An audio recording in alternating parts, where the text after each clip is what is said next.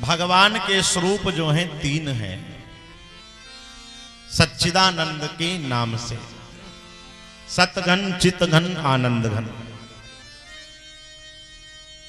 सत चित आनंद तीनों को मिलाकर के बनते हैं प्रभु सच्चिदानंद जी। कहने में बड़ा आसान है, लेकिन तीनों नाम की, तीनों रूप की बड़ी महिमा है। सत कौन है? आजकल दुनिया में बिना सत के कोई भी प्राणी रह नहीं सकता, ये मेरी गारंटी है। कहोगे कैसे? दुकानदार भी अगर कुछ झूठ बोलता है तो वो सत्य का सहारा लेता है। क्या कहेगा? कितना भी आप खास हो, कितने भी सगे हो, वो यही कहेगा, भाई साहब 10 रुपए की लाया हूं, तुमको 11 की दे रहा हूं, इतना पेट्रोल लगाया, इतना डीजल लगाया, क्या क्या लिया? 1 रुपए लिया आपसे मात्र। अब विश्वास नहीं, बिल्कुल सत्य कह रहा हूं। और सत्य नाम लिया, मानो भगवान का सहारा ले लिया। सत्य नाम भगवान का है। भागवत जी में सत्य नाम भगवान कृष्ण को कहा गया है। चितघन, अभी ये गर्मी है, ठंडी है, जाड़ा है, जो भी है, ये सब भगवान के चित स्वरूप के द्वारा है। चित स्वरूप के द्वारा। आनंद घन, सत्य चित आनंद। कई लोग कहते महाराज मैंने पनीर खाई, मुझे बड़ा आनंद आया। कई लोग कहते महाराज बड़े होटल में रुका, मुझे बड़ा आनंद आया। आज एसी के कमरे में रुका, मुझे बड़ा आनंद आया। देखो भाई साहब, बड़े कमरे में, बड़े होटल में, बड़ी गाड़ी में घूमने से आनंद नहीं मिल सकता। आनंद कैसे मिलेगा? आनंद नाम है भगवान कृष्ण का। तीसरे दिन हम लोग गाएंगे, कथा में भी गाएंगे, अवध में आनंद भयो, नंद घर आनंद भयो। तो ये आनंद क्या है? आनंद स्वयं भगवान है। पढ़ा लिखा समाज है, गांव में भी सब पढ़े लिखे हो गए हैं। पहले लोगों का मानना था केवल शहर के लोग पढ़े लिखे होते हैं। अब तो गांव के भी लोग शहर से ज्यादा पढ़े लिखे होते हैं। शहर के लोग तो नक्शेबाजी करना जानते हैं केवल। गांव के लोग बहुत, ऐसा नहीं कि शहर के ही लोग पढ़ते हैं। गांव में भी देखिए, कोई आईएएस है, कोई पीसीएस है, कोई अधिकारी है, कोई डॉक्टर है, कोई प्रधान है, कोई कुछ है। आनंद क्या है? आनंद नाम है भगवान कृष्ण का।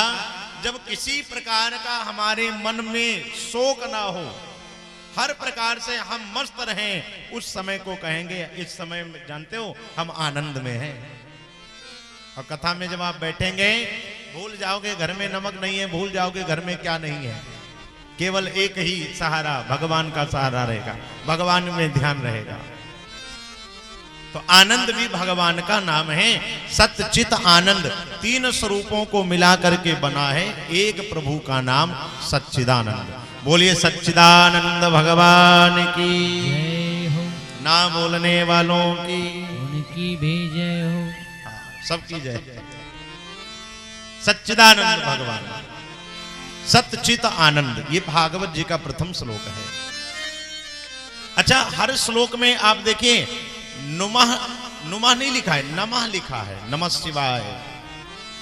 लेकिन यहां पर भागवत जी का पहला जो श्लोक है, इसमें छोटे उ की मात्रा लगाई गई है। तापत्रे विनाशाय श्री कृष्णाय वयम नुमः।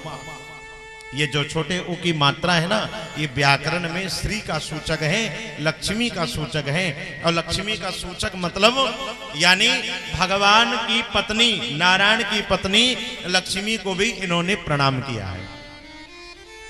आजकल हर दरवाजे पे देखता हूं लिखा रहता है लक्ष्मी जी सदा चाहे, नारायण जी छुट्टा है, नारायण जी चाहे जहां जाए, है ना। लक्ष्मी जी सदा चाहे, नारायण जी चाहे जहां जाए। लिखना चाहिए लक्ष्मी नारायण सदा सहाय। अब किसी की पत्नी को आप बुलाइए और पति को ना बुलाइए। देखिए, पति का आप नाम लिखेंगे तो पत्नी स्वाभाविक चली आएगी, उनको आना ही आना है। लेकिन डायरेक्ट अगर पत्नी को पत्र लिखा है तो एक बार पति देवता कह सकते हैं कि भाई तुमको बुलाया तो तुम जाओ, मुझे बुलाना होता तो मेरा नाम लिखते। लक्ष्मी नारायण सदा सहाय लिखना चाहिए, लक्ष्मी नारायण सदा सहाय। श्री व्यास जी महाराज कहते हैं, राजन, नैमिषारण्य की पावन तपोभूमि पर यही भागवत कथा का गायन कर रहे थे श्री सुखदेव जी महाराज। मात्र 12 साल की अवस्था है सुखदेव जी की, 12 साल की अवस्था है, और 12 साल की अवस्था में सुखदेव जी महाराज मंच पर बैठे हैं। हमारी तो फिर भी बहुत ज्यादा उम्र है, सुखदेव जी मात्र 12 साल के थे। और श्रोता आपसे भी उम्रदार, 80, 90 साल, 100 साल, 50 साल, ज्ञानी से बढ़कर के ज्ञानी बैठ करके कथा सुन रहे थे। कहां? नैमिषारण्य में, नैमिष में, जिसको आप लोग साधारण भाषा में कहते हो नीमसार। हम तो नीमसार हो आए, नीमसार, जिसको शास्त्र पर नैमिषारण्य नाम दिया गया है। नैमिषे निमिषद क्षेत्रे, नैमिषारण्य का नाम रामायण में भी आया है, भागवत जी में भी आया है। क्यों ना आए? क्योंकि लिखा भी है ना, तीरथवर नैमिष विख्याता, अति पुनीत साधक सिद्धिदाता। तीर्थों में बड़ा पुण्य तीर्थ है नैमिषारण्य। कितना भी गया प्रयाग करके आइए, कहते हैं यदि नैमिष नहीं गए तो आपका वो गया प्रयाग करना अधूरा है। गया करने के बाद, प्रयाग से आने के बाद एक बार नैमिष में भी जाइए और चक्र तीर्थ में स्नान करके आइए। ये चक्र तीर्थ कोई साधारण नहीं है। भगवान विष्णु का चक्र गिरा था यहां पर, इसलिए उस जगह का नाम पड़ गया चक्र तीर्थ। बीच की गहराई बहुत है, न जाने कितने वैज्ञानिक आएंगे, आते रहेंगे, लेकिन नैमिष में जो चक्र तीर्थ है उसकी गहराई का आंकड़ा ना कर पाए हैं, ना कर पाएंगे। सीधा पाताल लोक का इसका कनेक्शन है, सीधा पाताल लोक का। तो नैमिष की पावन भूमि पे 88,000 संत महापुरुषों की ये तपोभूमि है। कौन? नैमिष। ऐसी पावन भूमि पर यही भागवत का गायन हो रहा था। देखिए, कथा रोड पर कराओ, कमरे में कराओ, छत पे कराओ, कहीं भी कराई जा सकती है, फल भी मिलेगा। लेकिन कुछ जगह का कथा सुनने एवं सुनाने दोनों का विशेष महत्व है। जैसे कोई तीर्थी स्थान हो, नैमिष हो जाए, गंगा जी हो जाए, जमुना जी हो जाए, हरिद्वार हो जाए, काशी हो जाए, मथुरा हो जाए, वृंदावन हो जाए, ऐसी जगह सुनने और सुनाने का, जैसे हमको आपको यहाँ 1 बार का फल मिलेगा तो वहां 100 बार का फल मिलेगा, 100 गुना फल मिलेगा। इसलिए अधिकांश लोग देखिए क्या प्रयास करते हैं, नहीं दरवाजे करा सकते हैं तो कहीं तीर्थ स्थान पर हो रही है वहीं जाकर के सुन लेते हैं। कोई जरूरी नहीं कि आप आयोजक बने, कहीं हो रही हो आप तारीख मालूम कर लीजिए और जाइए वहां पर जाकर के कथा सुनिए। क्यों? तीर्थों पे कथा सुनने एवं सुनाने दोनों को बड़ा फल मिलता है। ऐसे ही पावन भूमि पर कथा हो रही थी। श्री सुखदेव जी महाराज मंच पर मंचासीन है और सौनक जी महाराज आयु में बहुत बड़े हैं। सौनक जी महाराज आयु में बड़े हैं,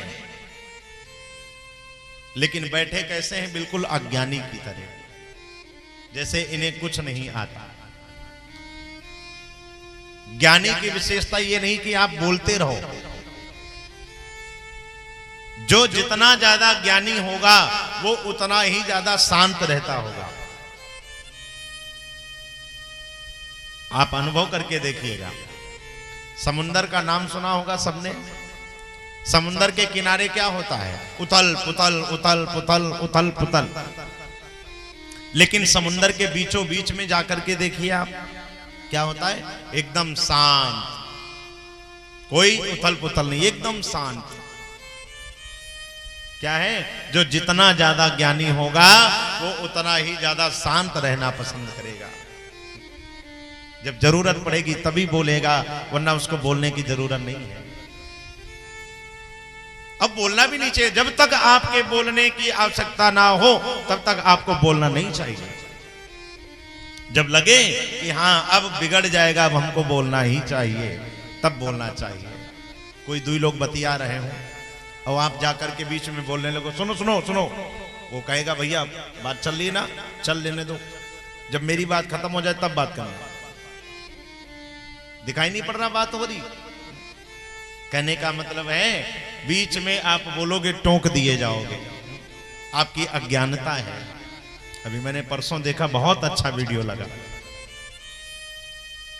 विदेशी और हमारे भारतीय देश की सभ्यता को कंप्रोमाइज किया गया, वो क्या बोलते हैं, आपस में तौला गया कि भाई विदेशी के नियमों को हम आप फॉलो कर रहे हैं तो ये हमारी ज्ञानता है या अज्ञानता है। भाई विदेशी, उनके वहां ताजी सब्जी नहीं मिलती, इसलिए मजबूरी में वो पिज्जा खाते हैं। हमारे इंडिया में जगह जगह, आपके यहां भी सब्जी मंडी पास ही में होगी, ताजी लाइए, 10 रुपए की ताजी लाइए, रोज लीजिए, ठेला दरवाजे दरवाजे जाते हैं। तो हम आप इतनी हरी भरी सब्जी छोड़ करके ये पिज्जा वगैरह सड़ी रोटी खाते हैं, ये हमारी अज्ञानता है। उनकी तो व्यवस्था है, क्यों, उनको मिल नहीं सकता इसलिए खाते हैं, लेकिन हम आप जानबूझ करके खाते हैं तो ये हमारी ज्ञानता नहीं, ये अज्ञानता है।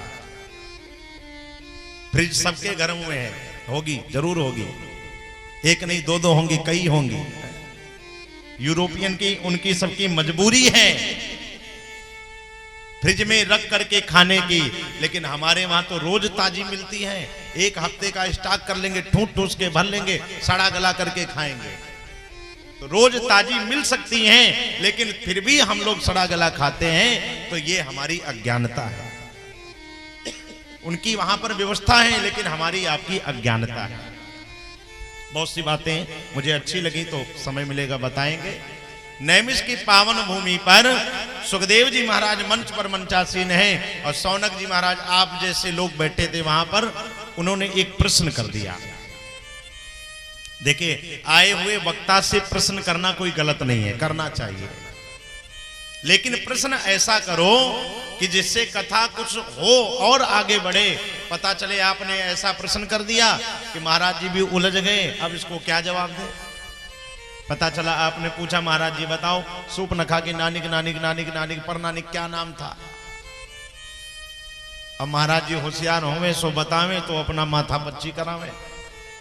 इसलिए प्रश्न ऐसा करिए जिससे सत्संग हो। ऐसा प्रश्न कभी नहीं करना चाहिए कि जो चल रहा है वो भी बंद हो जाए। प्रश्न ऐसा करिए जिससे सत्संग हो। अच्छा, सत्संग आजकल हर जगह हो रहा है,